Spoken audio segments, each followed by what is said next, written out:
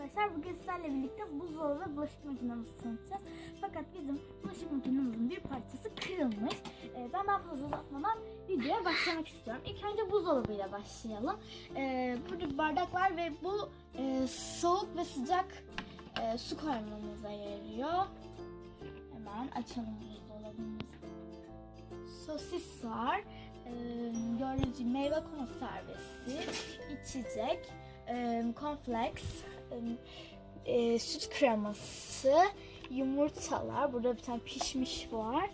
Sonra ketçap var.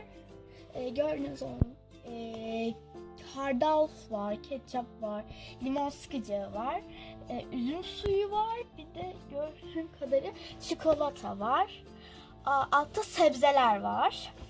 Sebzelerde hatta sebze meyve, havuç var, sonra limon var, bir de muz var. Hatta açarsak daha rahat görürsünüz. Bir de mısır var.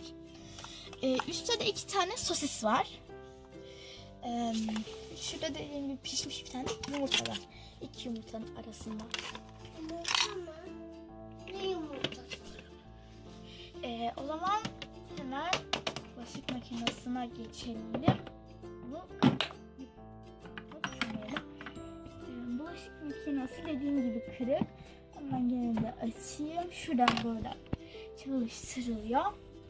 Şöyle görmüş olduğunuz gibi süzgeç var. Sonra arkasında gene bir süzgeç var. 2 tane tabak, bir tane tahta kaşık.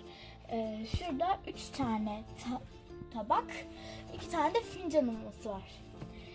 Evet arkadaşlar, bizim videomuz bu kadardı. İzlediğiniz için çok teşekkürler. Abone olmayı unutmayınız.